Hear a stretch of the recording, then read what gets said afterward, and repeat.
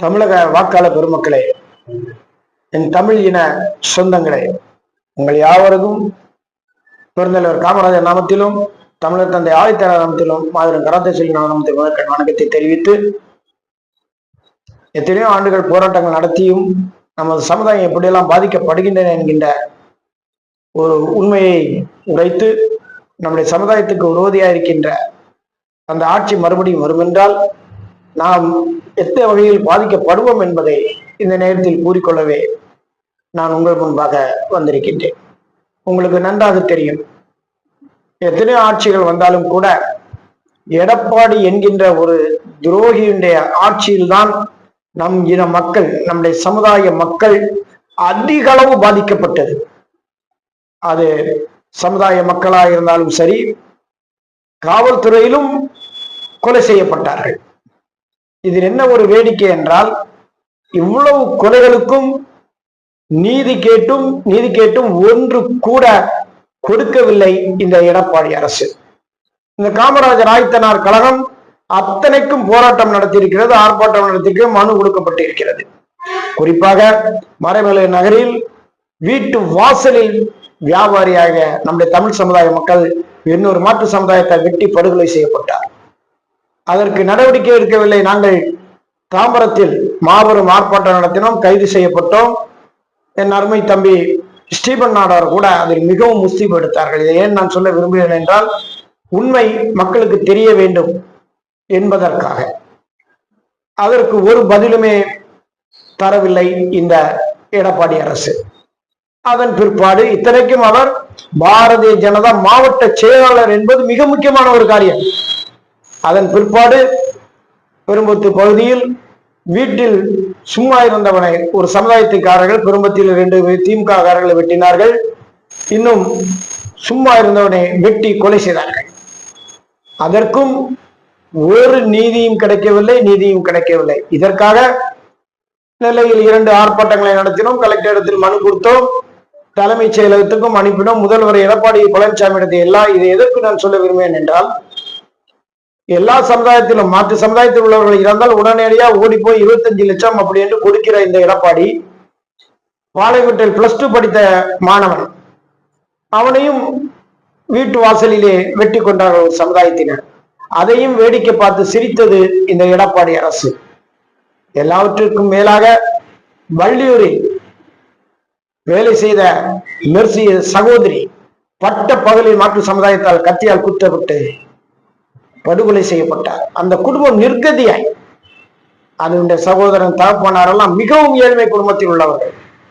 இந்த நீதி கேட்டும் காமராஜர் ஆதித்தனார் கழகம் எத்தனையோ ஆர்ப்பாட்டங்கள் நடத்தினோம். குறிப்பாக பாளையங்கோட்டையிலும் சரி, வள்ளியூரில் ஒரு மிகப்பெரிய ஆர்ப்பாட்டம் நடத்தினோம்.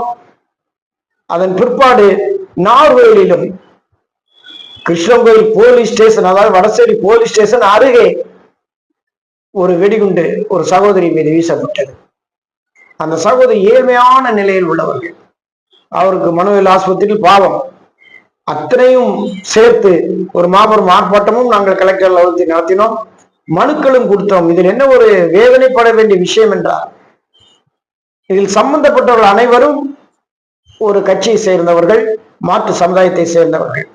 யாருக்கும் எந்தவித நீதியும் கிடைக்கவில்லை. எனவேதான் இதை குறித்து அவர் இங்கு வரும்போது தெரியப்படுத்துவேன் என்று சொன்னவுடன், இன்றைய தினம் கன்னியாகுமரியில் சட்டமன்ற வேட்பாளராக நிற்கின்ற அவரிடத்தில் பேச சொன்னால் நான் போய் மனு கொடுத்தேன்.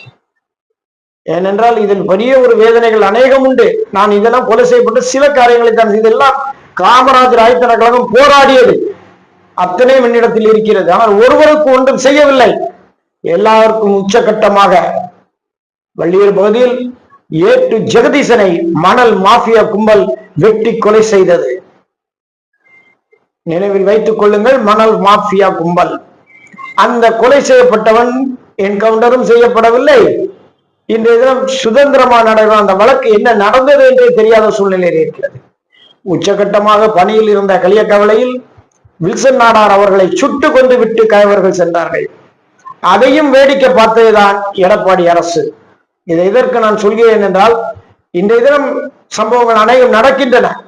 ஆனால் நடந்தவுடன் அதற்குரிய பரிகாரத்தை செய்கிறார்கள். இந்த அரசு உடனே கைது செய்யப்படுகிறார்கள்.